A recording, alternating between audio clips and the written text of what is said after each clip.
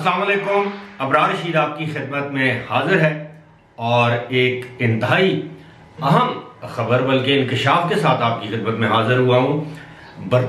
معروف برطانوی اخبار دی گارڈین، جس کو لوگ دی گارجین بھی کہتے ہیں، دونوں پروننسیشنز ٹھیک ہے، اس نے ایک خوفناک انکشاف کیا ہے اور وہ انکشاف اس کی جو ہیڈنگ ہے وہ آپ اپنی اسکرین پر بھی دیکھ رہے ہیں، اور وہ انکشاف یہ ہے کہ عمران خان نے ملک میں مارشل لا لگانے کا یا لگوانے کا منصوبہ بنا رکھا تھا. اس کی ہیڈنگ میں آپ دیکھ سکتے ہیں کہ Imran Khan threatened to impose martial law, documents suggest، یعنی دستاویزات سے یہ ظاہر ہوتا ہے کہ عمران خان نے ملک میں مارشل لا لگانے کی دھمکی دی تھی یا دی ہے. اب تو قصہ پارینہ ہے. کیا معاملہ ہے، اس کی تحقیقات تو ظاہر ہے آنے والے دنوں میں ہوگی، لیکن گارڈین نے جو انکشاف کیا ہے وہ یہ ہے کہ انہوں نے، یعنی گارڈین کے نمائندوں نے، وہ دستاویزات دیکھی ہیں جس کے تحت وہ یہ کہہ سکتے ہیں کہ عمران خان نے ملک میں مارشل لا کی راہ ہموار کرنے یا مارشل لا لگوانے کا منصوبہ بنا رکھا تھا. اب یہ منصوبہ کیا تھا، اس حوالے سے جو گارڈین کی جو سٹوری ہے اس پر تو میں بات کروں گا، لیکن اس سے پہلے اگر تو یہ خبر درست ہے تو پھر ظاہر ہے یہ عمران خان اور اس دن اس رات ان کے ساتھ بیٹھے ہوئے ان کے وہ رفقا جو ان کو اس بات کے مشورے دے رہے تھے آئین شکنی کے یا کسی بھی غیر آئینی غیر قانونی حتمی اقدامات کے یا اقدام کے، یقیناً وہ قانون کی گرفت میں آئیں گے. لیکن اگر یہ خبر درست نہیں ہے اور عمران خان اور ان کے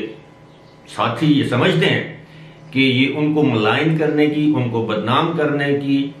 ایک کوشش ہے، یا یہ خبر اسی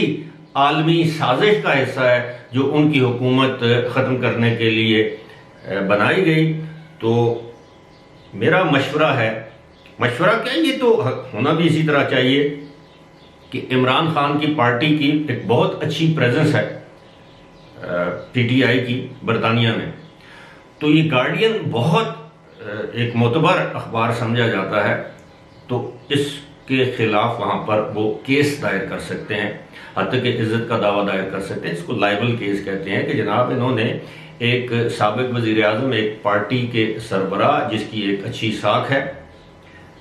اس کو متاثر کرنے کی کوشش کی گئی، بدنام کرنے کی کوشش کی گئی، یہ خبر جھوٹی ہے، من گھڑت ہے،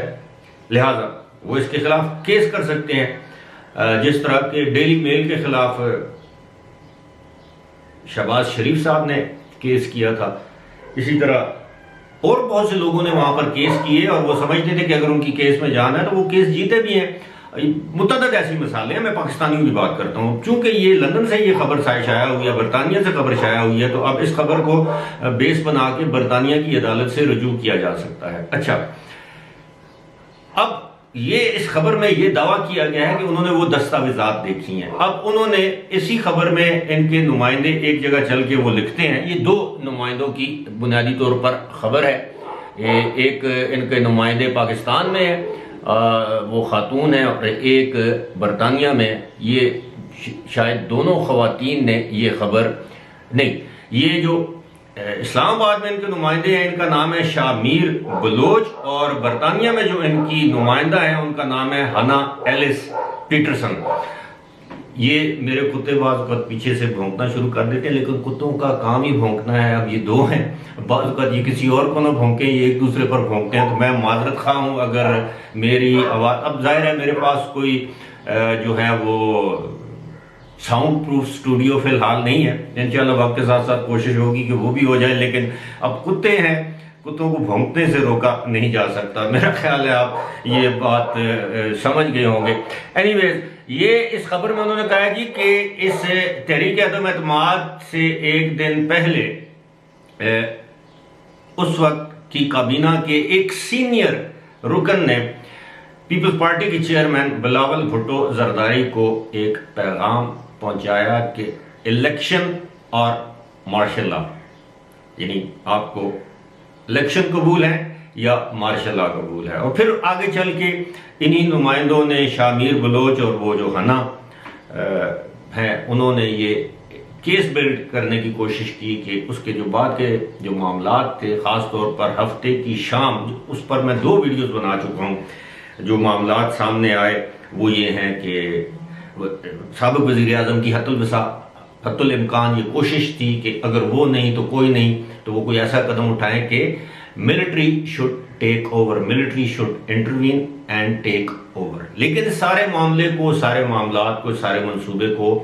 خاک میں ملایا۔ اب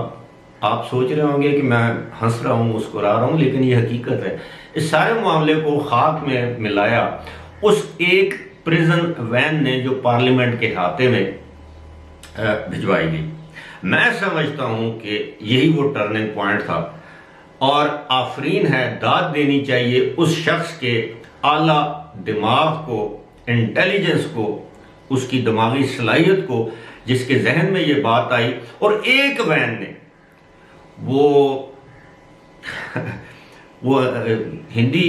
انڈین فلموں کا کوئی ایک ہیرو یا ویلن تھا یا ہے، نانا پاٹیکر،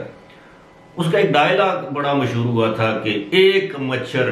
سالہ آدمی کو ہجڑا بنا دیتا ہے، وہ مچھر مار رہا ہوتا ہے۔ تو ایک پریزن وین نے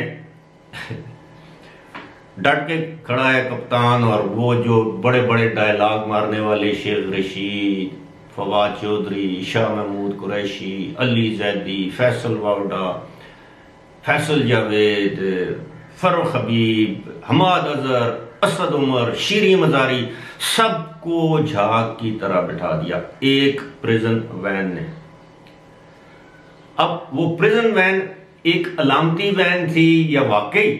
اس کا کوئی مقصد تھا وہاں لانے کے لیے، علامتی تھی یا کسی مقصد کے تحت لائی گئی، لیکن اس نے اپنا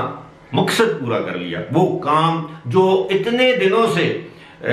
کوئی نہیں کروا سکا، وہ ایک پریزن وین جو قیدیوں کو لے جانے والی جو ایک ویگن ہوتی ہے یا وین ہوتی ہے، اس نے وہ کام کر دکھایا۔ اسی لیے میں کہہ رہا ہوں کہ آفرین ہے اس شخص کے دماغ کو، اس کی صلاحیت کو۔ ایسے شخص کو تو تمغہ حسن کارکردگی دینا چاہیے یا ستارہ امتیاز دینا چاہیے کہ جناب پاکستان میں اس طرح کے دماغ بھی موجود ہیں۔ ظاہر ہے یہ تو ایک لائٹر وین میں، لیکن یہ سنجیدہ بات ہے،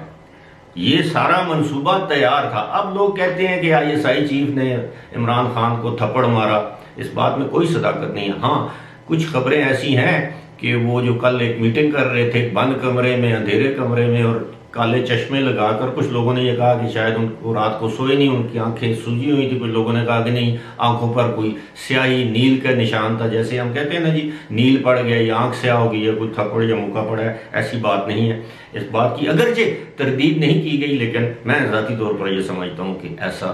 سابق وزیر اعظم ہو، موجودہ وزیر اعظم ہو، جیسا بھی ہو، اس کے ساتھ کوئی ملٹری آفیسر ایسا سلوک نہیں کر سکتا۔ فی الحال اسی کے ساتھ مجھے دیجیے اجازت، خدا حافظ۔